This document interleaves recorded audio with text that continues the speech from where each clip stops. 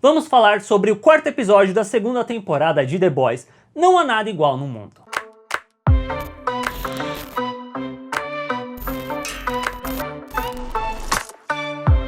Esse episódio de The Boys, ele é curioso porque se a gente pensa na estrutura que ele tá contando essa história, ela não é muito bem o que a gente espera. Como a Nathalie, que grava o podcast Tênis Verde comigo, bem pontuou, parece um episódio temático do Dia dos Namorados, pela forma como esse episódio divide a galera meio que em casais, e até mesmo a questão dos depoimentos, que super remete a Harry e Sally feitos um pro outro, que no final a gente descobre que trata-se de toda uma questão de entrevistas para escolher a esposa do Profundo, que a igreja do coletivo está por trás disso, que nesse episódio ela ficou meio que até em segundo plano, mas eu imagino que vai ser algo a ser retornado durante a temporada. Vocês mesmos disseram nos comentários do vídeo anterior sobre a bebida que eu citei, que talvez tenha alguma coisa de manipulação mental, que é bem capaz também, mas indo pra dentro do episódio, antes de eu ir pro episódio, pra cada um dos núcleos, eu acho legal pontuar uma coisa que não envolve nenhum casal, que é justamente a questão do trem-bala, que ele entra lá dentro da Vault, aí ele vê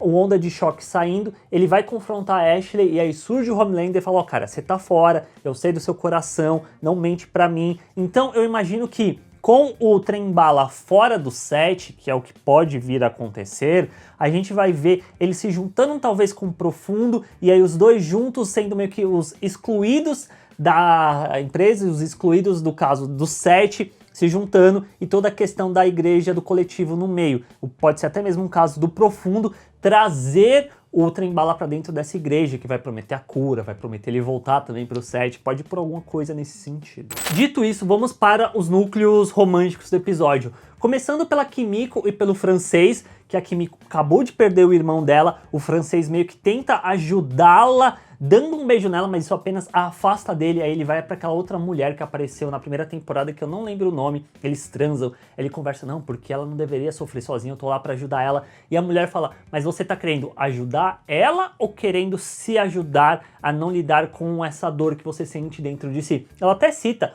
o fato das crianças que foram mortas pelo facho de luz, que são os netos da Mallory, então talvez eles estivessem sob os cuidados do francês quando eles foram mortos, e isso é algo que machuca muito o francês. Aí durante o episódio você vê que ele tá lidando com isso, e aí quando a Kimiko vai encontrar a Tempestade, a Stormfront, pra querer a sua vingança, chega o francês e meio que impede dela ir nessa missão suicida, e eu acho muito legal, que é muito sutil, que você vê que a cara da Kimiko, ela muda por um segundo, ela meio que aceita o que o francês está dizendo, só que aí quando a Tempestade vai embora, ela volta pra si no sentido, não, eu tenho que vingar meu irmão, e ela sai e deixa o francês pra trás. O segundo casal é o Bruto e a Becca. A Mallory consegue o endereço de onde tá a Becca, o Butcher vai até lá, os dois se encontram, rola amor, rola conversas, que eu acho até curioso que eu sinto que de todos os casais, o Butcher junto com a Becca e o Hughie junto com a Anne tem um caminho meio parecido na forma como as coisas acontecem, mas eu sinto muito que o Bruto, ele meio que tem um último oásis de humanidade, por assim dizer, de esperança, de amor, porque você vê que o núcleo dele parece que tá encaminhando muito para um caminho idealizado que ele queria. Ele encontra a Becca, os dois fazem as pazes, eles prometem fugir juntos, mas aí quando chega a hora de fugir, a Becca meio que volta a si e decide não ir por causa do filho Ryan, que ela sabe que o Bruto vai largar o moleque na primeira oportunidade que ele tiver, e ele tenta conversar com ela, só que você vê que esse preconceito que ele carrega pelos supers é muito maior do que qualquer coisa. Por mais que ele ame a Becca, ele odeia os supers na mesma proporção. Então ele não ia conseguir lidar com um garoto que tem poderes, que é filho do Capitão Pátria. E aí por conta disso a Becca não vai com ele e ele fica sozinho. Eu imagino que esse vai ser meio que o último ponto de humanidade que o Butcher tinha, no sentido de que eu tenho esse objetivo de conseguir a Becca, da gente ficar junto, só que aí tem o empecilho do filho e tem o empecilho dos super-heróis. Então eu sinto que ele vai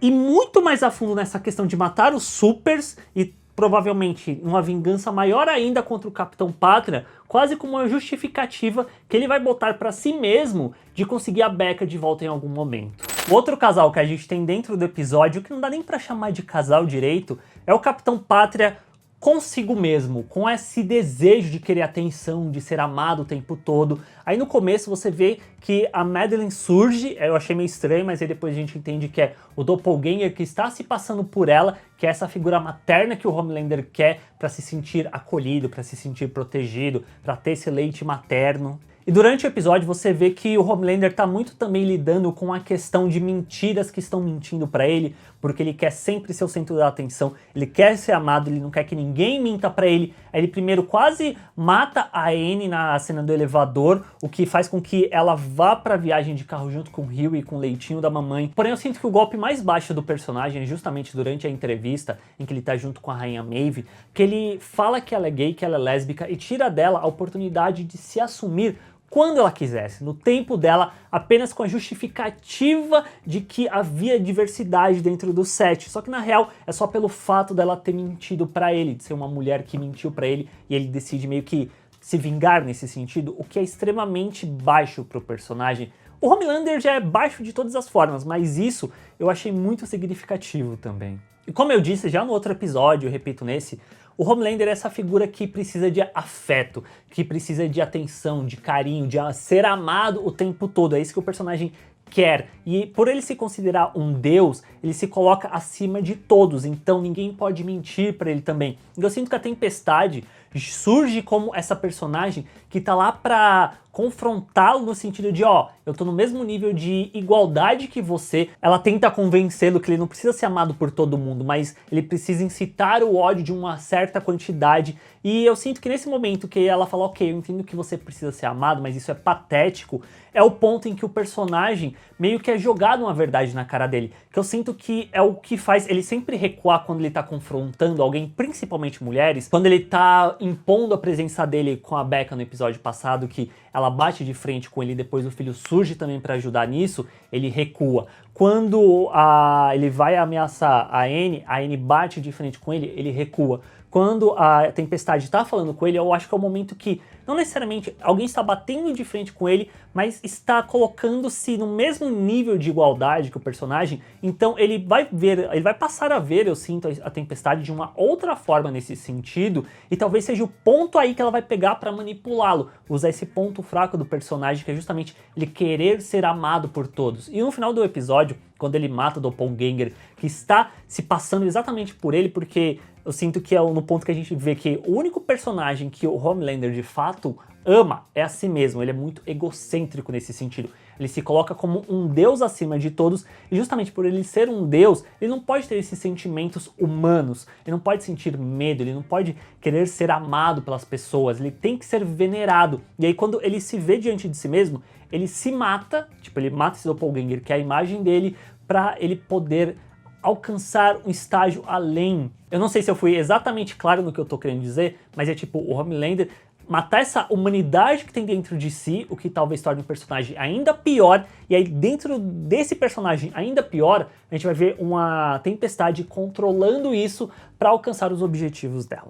E por fim, a gente tem a Anne e o Hughie juntos, e junto com o leitinho da mamãe, indo investigar a tal da liberdade que eu citei no episódio passado. Que plot twist! Eu fiquei muito surpreso quando, na real, a liberdade é a Tempestade, e aparentemente ela não envelheceu nada. Então isso mostra que o composto V, de certa forma, mexe no metabolismo dos supers, a ponto de que o envelhecimento deles pode ser extremamente retardado, no sentido de que eles podem ser tipo Wolverines, que vivem pra caramba e a aparência deles demora muito pra acompanhar a evolução do tempo. E pelo relato da senhora que fala que a Liberdade matou o irmão dela alegando que ele tinha roubado o carro, isso já mostra que a heroína, décadas atrás, já era racista, e ela ter virado a Stormfront foi meio que a forma dela. Ela se escondeu nesse período, porque falam que desde 1979 ela não aparecia. Então eu imagino que pode ser algo muito da Vault ter pego a personagem, ter pego a Liberty, ter botado ela tipo escondida, reformulado a imagem dela para ela voltar agora no século 21, meio que preparada para essa nova mentalidade das pessoas, que está muito mais alinhada com quem ela é hoje em dia, que é um paralelo muito fácil da gente ver na nossa própria sociedade, que eu sinto que essa questão da Liberty, que mostra no episódio, mostra muito da brutalidade policial, do racismo dentro da personagem e como ela é apresentada como a Tempestade, ainda mais naquela cena que ela tá incitando a população, mostra que, tipo, ela tá usando as redes sociais pra propagar esse discurso de ódio dela, além do fato de que aquela chacina, aquele massacre no episódio anterior, que 59 pessoas foram mortas por ela. E aí o que a gente vê dentro desse episódio, ela usando isso a favor dela para culpar os super terroristas. Então ela pegando uma coisa que ela mesma causou, transformando isso em propaganda para ela, incitando o ódio na população, inflando esse ultranacionalismo muito gigantesco para fazer as pessoas irem contra os super terroristas, incitar essa xenofobia, incitar contra a Vault, deles também quererem ser supers, de terem um composto V dentro deles para ser esse exército que a Tempestade precisa nesse momento. Então é muito forte o que essa temporada pode fazer com essa personagem e eu fico curioso e até receoso para entender o que vão fazer com ela daqui pro final da temporada. Eu acho que pode envolver uma manipulação do próprio Homelander, que ela vai manipulá-lo para chegar no final de talvez os dois se confrontarem quando ele descobrir que na real ele estava apenas sendo manipulado. E tem uma cena que eu achei muito significativa nesse episódio, que a gente vê a Annie, o Hughie e o leitinho da mamãe na road trip, eles passam por uma casa onde está pintado o Homelander, o Capitão Pátria,